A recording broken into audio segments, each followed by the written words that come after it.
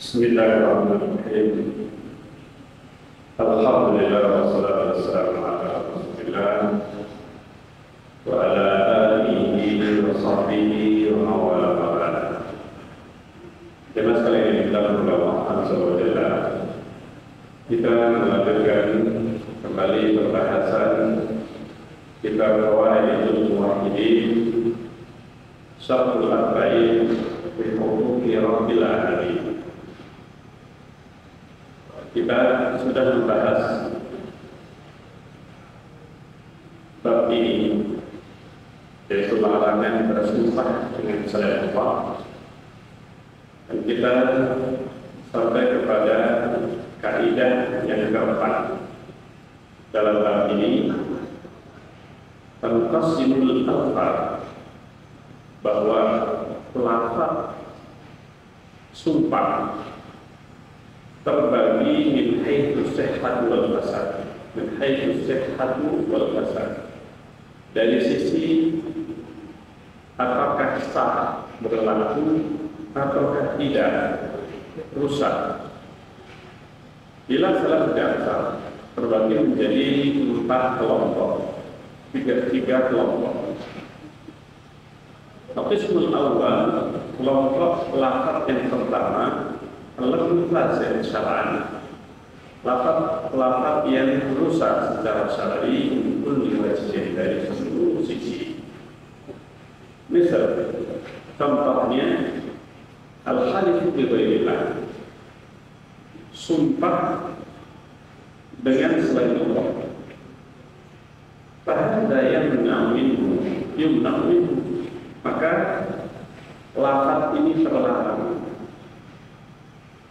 Walau kana, meskipun qasdu sahibihi sahihan, meskipun niat pelakunya, orang yang melafazkan itu sahih, niatnya benar.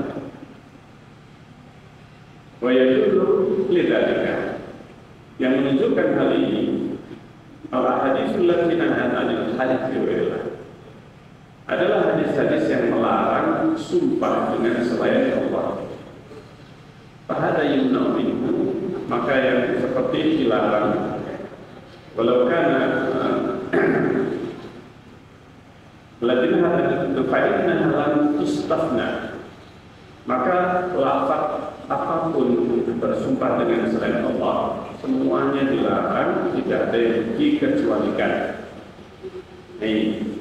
Maka qasdu sahih, tidak dikecualikan dari orang yang niatnya baik, niatnya benar, tidak lagi dilihat niatnya, sehingga mutlak tidak boleh, tidak lagi dilihat niat orang yang melafazkannya. Lalu qism tadi, ada kelompok yang kedua, lafaz sahih syar'an, lafaznya sahih, benar secara syar'i, mikul wajhin, dari segala sisi itu benar. Fa'innahu yuqarru alaihi sahibu, maka diakui pelakunya, dibolehkan, wa yumna'u minhu, dan tidak dilarang lainnya. Kalau tidak dalil katsira, dan dalil-dalilnya ini banyak. Kadzikrillah wa ghairillah. Dan ini seperti zikir.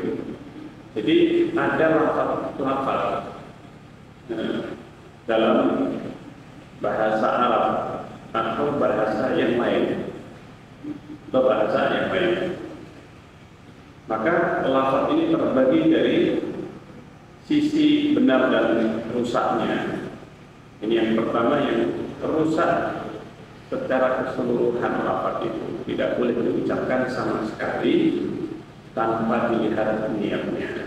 Nah, yang kedua adalah lafaz yang benar secara mutlak, maka tidak dilarang, seperti zikir subhanallah, alhamdulillah, ini tidak dilarang, kecuali ada pembahasan yang berkaitan dengan larangan yang terkait dengan mengucapkan zikir,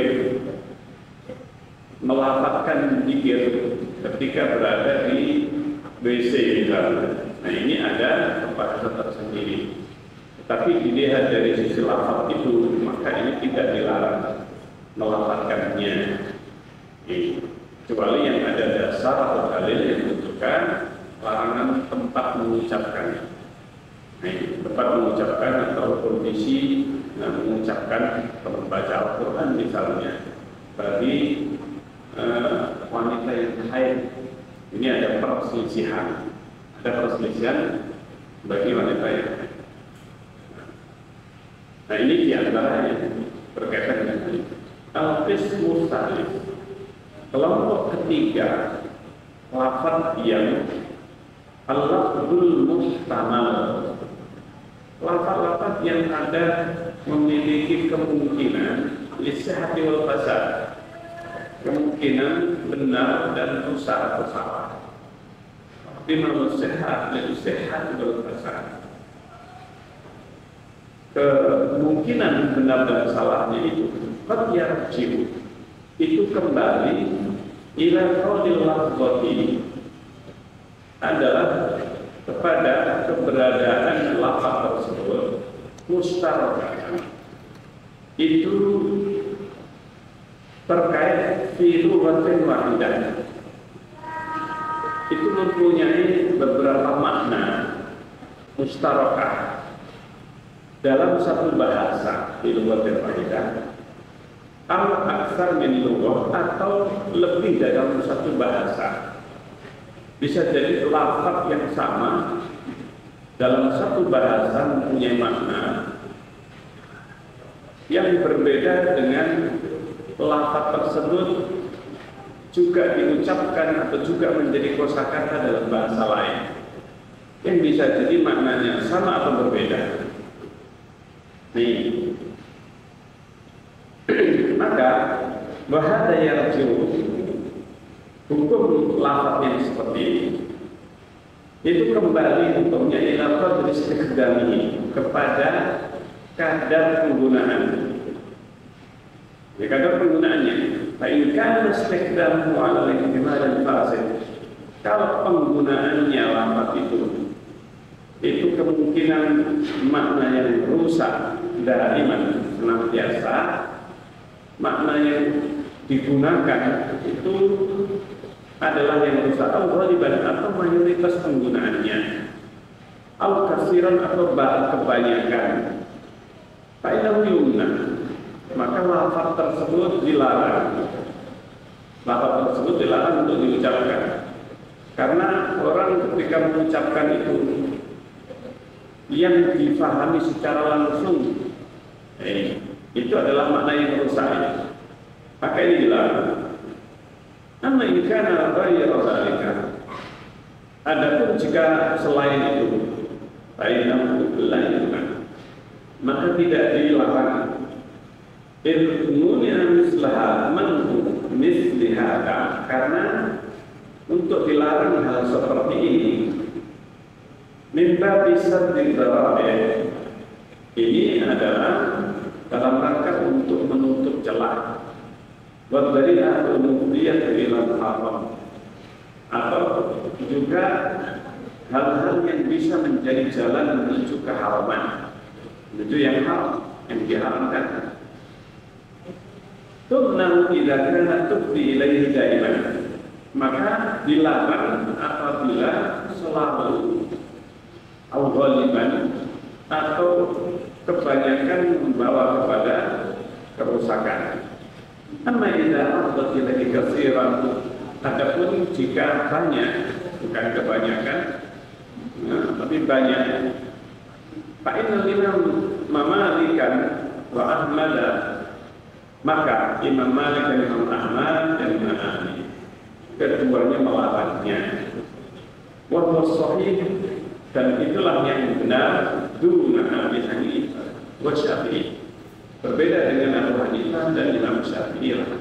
Ini terjadi perbedaan apabila banyak tapi bukan kebanyakan, atau sering tetapi tidak mayoritas. Maka ini yang diperselisihkan oleh para ulama. tentang penggunaan atau melafalkan hal tersebut. Kalau Ibnu Qayyim mengatakan, qauluhu ta'ala, firman Allah Subhanahu wa ta'ala, ya ayyuhalladzina amanu la taqulu ra'ina wa qulu unzurna. Wahai orang-orang yang beriman, jangan mengucapkan ra'ina wa qulu unzurna, dan ucapkanlah unzurna. Maknanya sama. Ra'ina, unzurna, tunggulah. Tunggulah kami. Jangan mengucapkan ra'ina, tapi ucapkan durna. Nahum subhanahu. Kenapa dilarang lafaz yang maknanya sama tapi lafaznya berbeda? Meskipun maknanya sama. Kenapa salah satu dari kedua lafaz ini dilarang? Padahal maknanya ini sama. Maknanya sama. Kenapa Allah melarang dalam ayat ini? Nahum subhanahu an yaqulu hadzal kalimah. Melarang kata atau diksi. Ini diksi. Pelarangannya ini berkaitan dengan masalah diksi, penggunaan kata. Ini yang maknanya sama, tetapi dengan diksi yang berbeda, dengan lafaz yang berbeda, yang bisa jadi salah satu dari kedua diksi ini mempunyai konotasi yang berbeda, atau nyerempet kepada sesuatu yang berbeda kalau digunakan dengan salah satu dari keduanya. Maqsadihim bihal khair, padahal tujuannya baik. Lafaz itu tidak ada tujuan jelek ketika mengucapkannya. Kenapa? Li'alla yakuna qawluhu dari'atan ila tashabbuhi bil yahud. Karena ini untuk menutup celah, menutup jalan kepada apa yang bisa menuju kepada tasyabbuh bil yahud, menyerupai Yahudi di aqwalihim wa khitabihim, dalam ucapan mereka. Fa'inahum kanu yuqatiluna bihan nabi, mereka menggunakan kata ini ra'ina, berbicara dengan Nabi SAW, wa yaksuduna biha sabba, dan niatnya ra'ina itu niatnya adalah jelek. Ini ada makna yang terkandung dalam kata ra'ina yang jelek, yang itu tidak terdapat pada undurna, tidak terdapat pada undurna. Nah, ini yang dimaksudkan. Kenapa jangan menggunakan ra'ina? Karena ada makna yang lain yang digunakan oleh orang Yahudi ketika mengucapkan itu, tujuannya tujuan jelek, niatnya mereka. Nah, ini maka orang Muslim meskipun tidak ada niat mengucapkan ra'ina, maka oleh Allah diperintahkan untuk memakai diksi undurna saja. Jangan pakai ra'ina, karena ra'ina ini digunakan oleh orang Yahudi dengan maksud yang jelek. Yuri yang sudah dibiasa, tujuannya mencela, celaan kepada Nabi SAW. Yaksuduna fa'ilan minarra'una.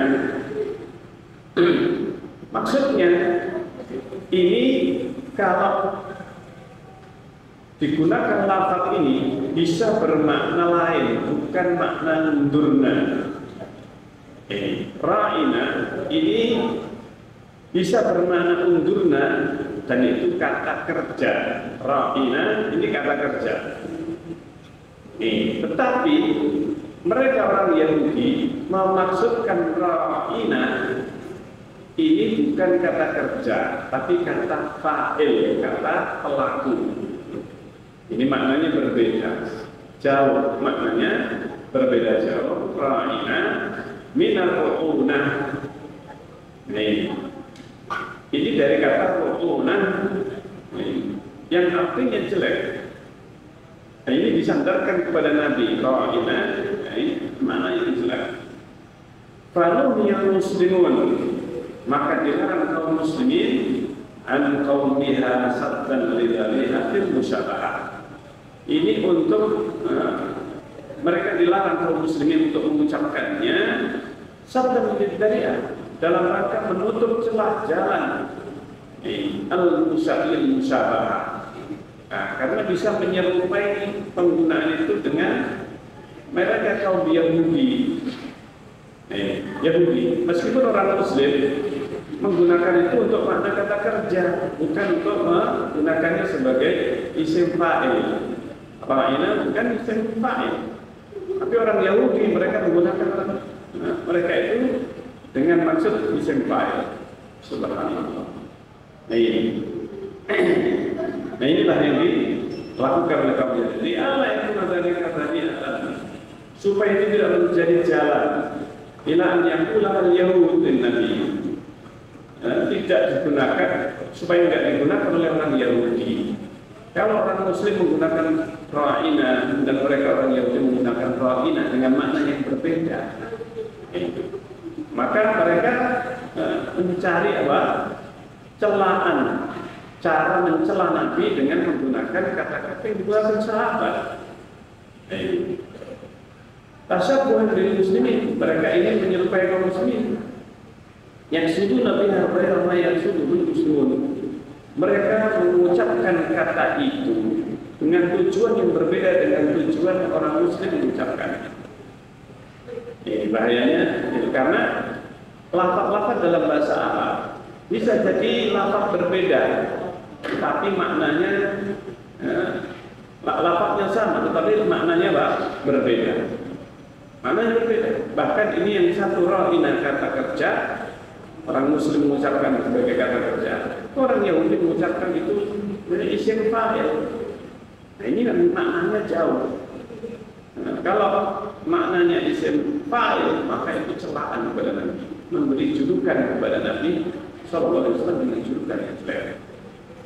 Ini waqad qala Muhammad Bashir Sawani mengatakan, waqad nahana Allah melarang kita, Allah Ta'ala an istimali lafzin muhimin, melarang kita menggunakan lafaz muhimin li amrin, yang bisa memberi kesan perkara berjaizin, yang tidak dibolehkan, memberi kesan kepada makna yang tidak boleh.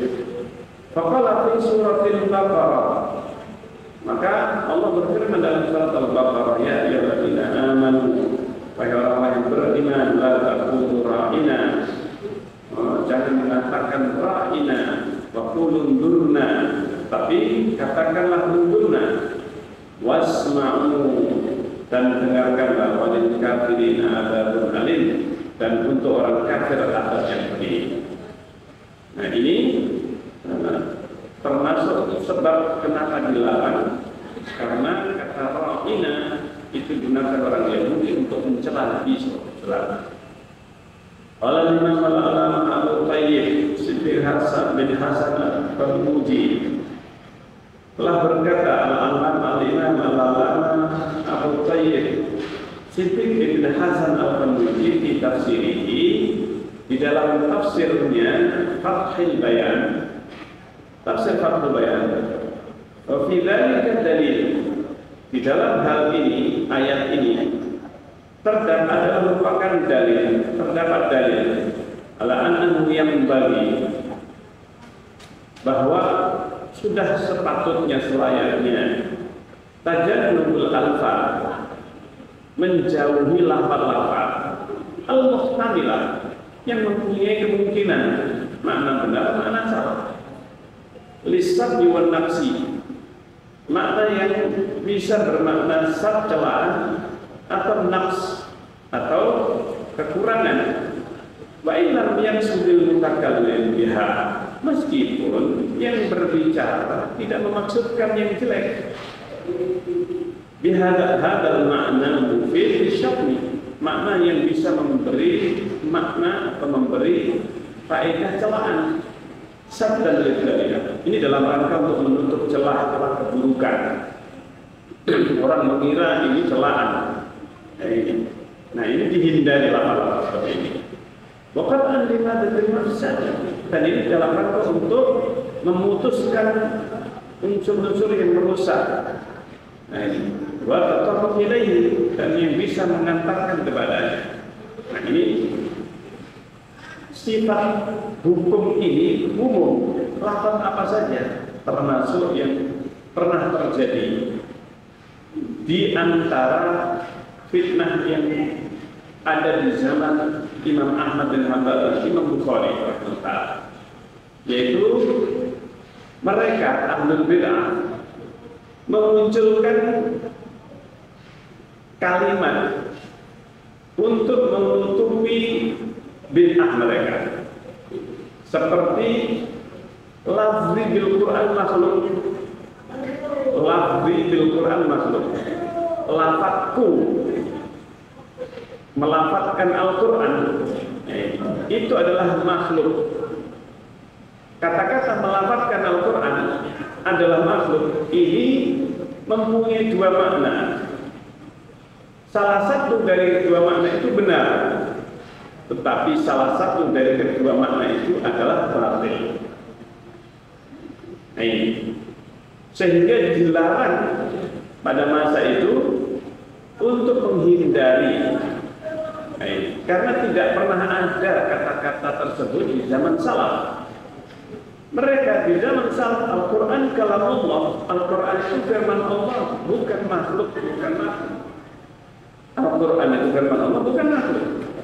Tetapi muncul istilah baru atau penggunaan baru, lafadzku terhadap Al-Quran adalah makhluk. Ada sebagian mengatakan lafadzku terhadap Al-Quran bukan makhluk. Baik itu lafaz itu makhluk atau bukan, dua-duanya mempunyai makna yang muhtamal, yang kemungkinan bisa berbeda. Nah, ini bahayanya menggunakan lafaz baru yang tidak pernah ada. Seperti Allah itu qadim. Allah qadim.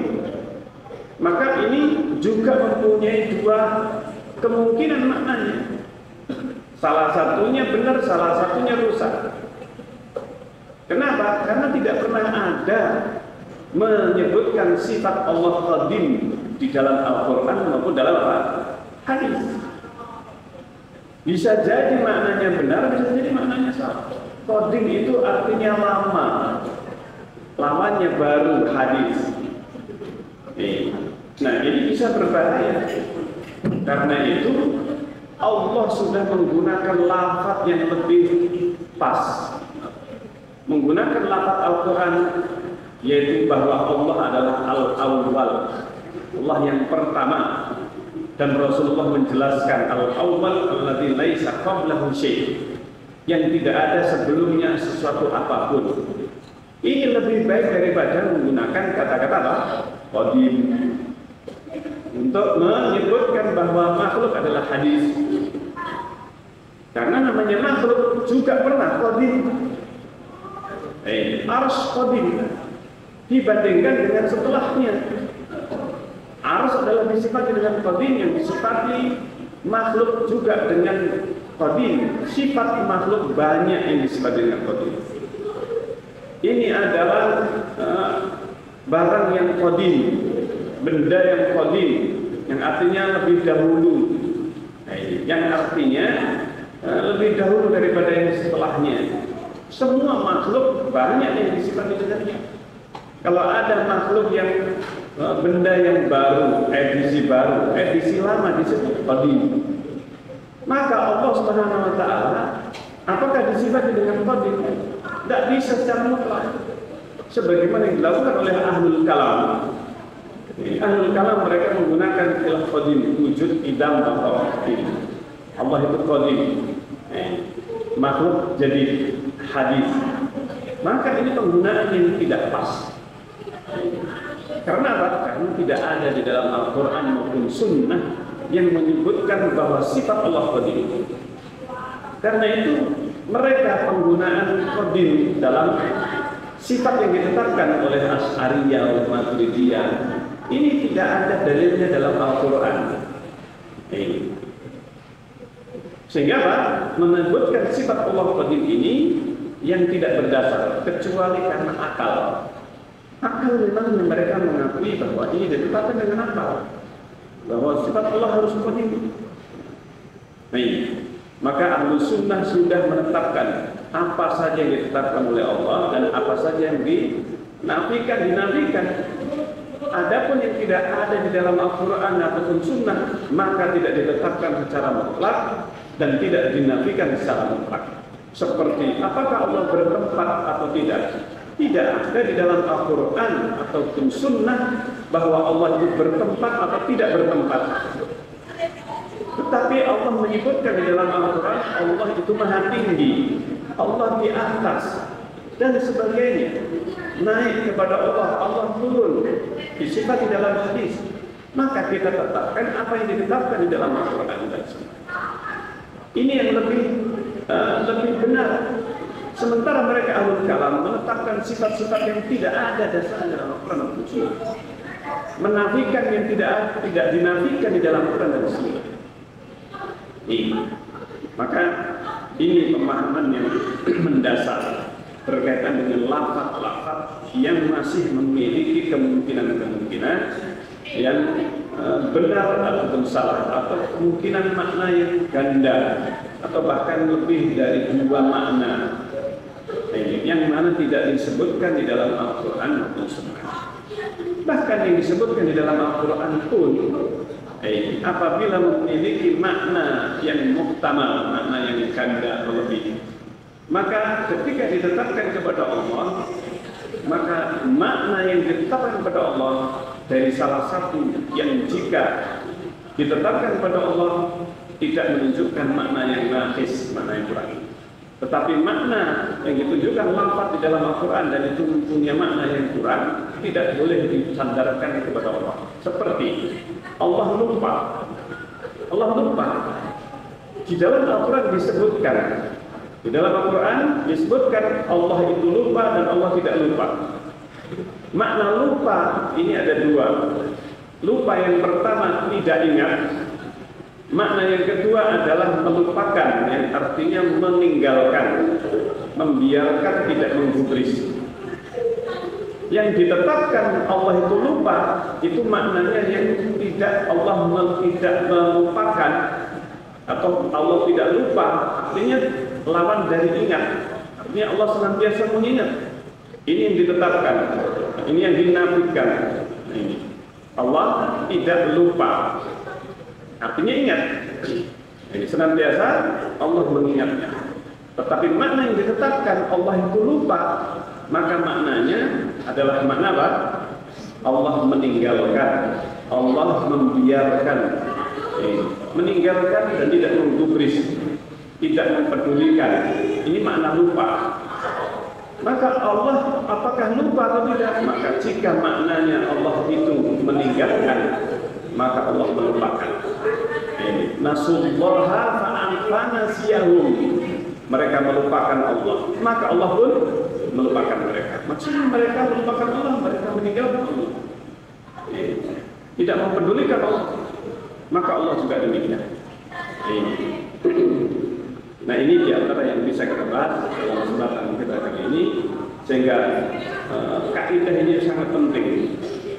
Kaidah ini sangat penting. Lafaz-lafaz yang ada di dalam Al-Quran maupun Sunnah maka kita tetapkan, tapi dengan makna yang sesuai dengan keagungan Allah. Adapun lafaz-lafaz yang tidak ada dalam Al-Quran dan Sunnah ini berkaitan dengan Allah Azza wa Jalla khususnya, maka kita tidak menetapkan, tidak menafikan kecuali maknanya sesuai dengan yang ada dalam Al-Quran dan Sunnah. Demikian juga lafaz-lafaz yang kita gunakan dalam keseharian kita. Apabila lafaz maknanya itu tidak benar, maka kita tinggalkan. Seperti kalau dalam bahasa Jawa itu jatuh. Jatuh itu adalah makna yang tidak boleh, maka kita tinggalkan lafaz. Baik, ini yang bisa kita bahas dalam kesempatan kita kali ini. Semoga bermanfaat bagi kita sekalian. Dan insya Allah kita akan lanjutkan dalam hadis yang berikutnya. Bismillah ta'ala. Kita akhiri. Subhanallah wa bihamdihi. Asyhadu an la ilaha illallah. Astaghfiruka wa atubu ilaik. Wassalamualaikum warahmatullahi wabarakatuh.